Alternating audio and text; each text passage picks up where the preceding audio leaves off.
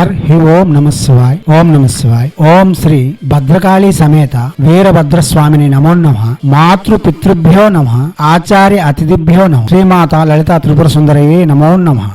శివశక్తి స్వరూపులారా, వస్తున్నది శివరాత్రి. శివరాత్రికి పురస్కరించుకొని శివుని యొక్క మంత్రములు అందిద్దాం. ఎవరికి వీలైన మంత్రము వారు చేయవచ్చు. ఇప్పుడు శివుని యొక్క అతిశక్తివంతమైన మరియు శక్తి సహిత శివుని ఆరాధించగల అష్ట దిశలకు ప్రభావం చూపించగల అష్ట విధములైన ప్రయోజనములను చేకూర్చగల అష్ట సిద్ధులను ఒసగగల శ్రీ శివ అష్టాక్షరి మహామంత్రము మీకు అందిస్తుంది రత్నశ్రీందు సేవ సమాజ్. ఈ మంత్రము పురస్కరణ విధులు చేయాలనుకునే వాళ్ళు 14 లక్షలు జపం చేయవలసి ఉంటుంది. 14,000 హోమము మరి పురస్కరణ విధులు తర్పణము ఇత్యాది విధానాలన్నీ ఇతర విధానముల వలె ఉంటాయి. బిల్వపత్రితో, బిల్వ సమిధులతో, బిల్వ ఫలములతో, త్రిమధువులు అనగా పాలు, పంచదార, తేనెతో మనం యజ్ఞం చేయగలిగితే మన మనస్కామ్యములన్నీ తీరడంతో పాటు సకల దుఃఖముల నుండి బయటపడి అష్ట వైభవములను మనం అతి సునాయాసంగా పొందగలం. అటువంటి మహత్తరమైన శక్తివంతమైన మహామంత్రము శ్రీ శివ అష్టాక్షరి మహామంత్రము. కాగా మనం శక్తి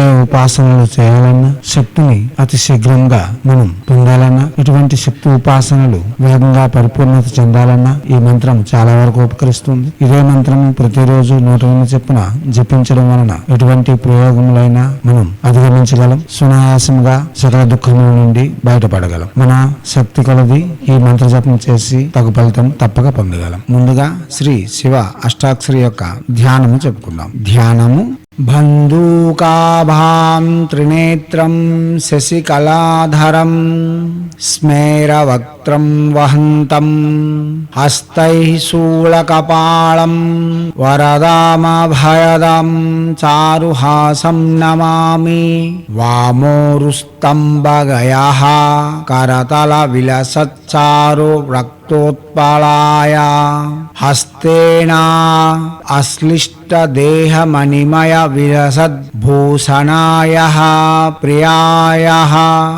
మెడలో బంధూక పుష్పములను ధరించి, త్రినేత్రము అర్ధచంద్రుని తలపై ధరించి, మెడలో పునికెల మాలను ధరించి, శూలము, కపాలము, వరద అభయ హస్తముతో మందహాస ముఖముతో గోచరిస్తున్న శివుని నమస్కరిస్తున్నాను. ఎడమవైపు భంగపడిన స్తంభము చేతియందు ఉండగా రక్తము ధారలై ప్రవహిస్తుండగా అశ్లిష్టమైన వివస్త్రైన దేహములు పడి ఉన్న మధ్యలో భూషణములతో అలంకరించుకున్న అటువంటి రూపము ప్రేమగా భావన చేస్తున్న ఆ శివుని నేను ధ్యానిస్తూ ఉన్నాను అనగా కుడివైపు శివునిగాను ఎడమవైపు శక్తిగాను గోచరమిస్తూ సకల దుష్ట శక్తులను దృఢమాడే శక్తి రూపముతో మిళితమైన మహాశివుని యొక్క రూపమును నేను ధ్యానిస్తూ ఉన్నాను. ఇలా ధ్యానం చెప్పిన తర్వాత మనం ఈ మంత్రం ఎందుకోసం చేస్తున్నాం అన్నది వినియోగంగా చెప్పుకోవాలి. ఇప్పుడు వినియోగము.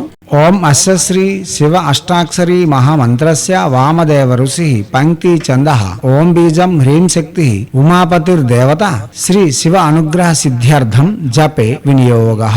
ఇలా వినియోగం చెప్పుకున్న తర్వాత మనం ఋష్యాధిన్యాసం చెప్పుకోవాల్సిన వారు ఋష్యాధిన్యాసం చెప్పుకోవచ్చు. ఋష్యాధిన్యాసము వామదేవ ఋషే నమః శిరసి పంక్తి ఛందసే నమః ముఖే ఉమాపతి దేవతాయై నమః హృది ఓం బీజాయ నమః గుహ్యే హ్రీం శక్తే నమః పాదౌ హ్రీం కీలకాయ నమః నాభౌ వినియోగాయ సర్వాంగే వ్యాపకం కుర్యాత్. ఇలా ఋష్యాన్యాసం చెప్పుకున్న తర్వాత అంగన్యాస వృద్ధిన్యాసం చెప్పవలసి ఉంటుంది. ఇప్పుడు అంగన్యాస వృద్ధిన్యాసములు. హ్రీం అంగుష్టాభ్యాం నమః హృదయాయ నమః ఓం తర్జనిభ్యాం స్వాహ శిరసే స్వాహ నమః మధ్యమాభ్యాం వసట్ శిఖాయ వసట్ శివాయ అనామికాభ్యాం హుం కవచాయ హుం హ్రీం కనిష్ఠికాభ్యాం వవసట్ నేత్రత్రయాయ వవసట్ హ్రీం ఓం నమః శివాయ హ్రీం కరతల కర్పుష్టాభ్యాం అస్త్రాయ ఫట్ భోర్భోస్వరమితి దిగ్బంధః. ఇలా చెప్పిన తర్వాత దిగ్బంధన జరిగిందిగా భావన చేసి ప్రత్యక్షంగా మాలను తీసి జపం చేసుకోవచ్చు. ఉత్తర, ఈశాన్యము, తూర్పు, అభిముఖములుగా కూర్చొని జపం చేయవచ్చు. తెలుపు, ఎరుపు మరియు ముదురు చందనపు రంగు వస్త్రములతో జపం చేయాలి. రుద్రాక్ష స్ఫటికము, రక్త చందనపు మాలలు శ్రేయదాయకము. దివ్యాత్మ స్వరూపులారా, ఇప్పుడు మంత్రము. హ్రీం ఓం నమః శివాయ హ్రీం. మంత్రం మరోసారి. హ్రీం ఓం నమః శివాయ హ్రీం. మంత్రం మరోసారి. హ్రీం ఓం నమః శివాయ హ్రీం.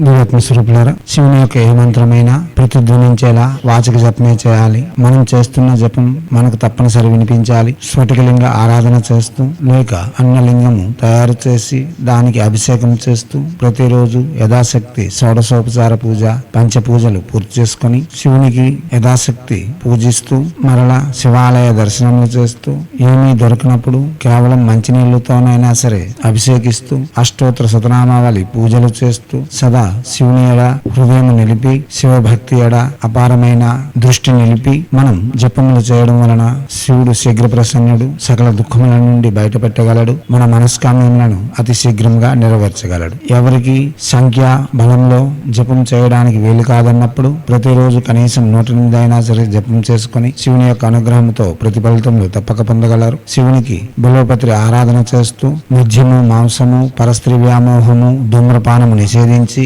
జపములు చేయడం వలన సుస్నాతులై ఉంటూ శుచి శుభ్రతలు పాటిస్తూ హైందవ సనాతన ధర్మంలో వస్తున్న ధర్మ నియమములన్నీ ఆచరిస్తూ చేయడం వలన అతి శీఘ్రంగా ఫలితములు పొందగలం. చేయండి. చేసి మన యొక్క దుఃఖములన్నీ వదిలించుకొని సుసంపన్నమైన, ఐశ్వర్యయుక్తమైన, జ్ఞానయుతమైన, భోగయుతమైన, ఆనందకరమైన జీవితం కొనసాగించేందుకు మీ నిర్మాణాలు మీ చేతులారా నిర్మించుకుంటారని హైందవ సనాతన ధర్మ ఋషులు మనకు అందించిన విద్యలు వినియోగించుకొని భారతీయ సంస్కృతి సాంప్రదాయాలు కాపాడుతూ మన ఆచారాలలో వస్తున్న పర్వదినముల యొక్క గొప్పతనాన్ని, మర్మ రహస్యాలను ప్రపంచానికి వెలుగెత్తి చాటేందుకు మీ వంతుగా కృషి చేయాలని కోరుతూ ఎప్పుడూ మీ సేవలో రత్నశ్రీ హిందూ సేవా సమాజ్ ఆచార్య భీమసింగ్ రవికుమార్ ఆఫ్ నిఖిలానంద సాగర్ మహారాజ్.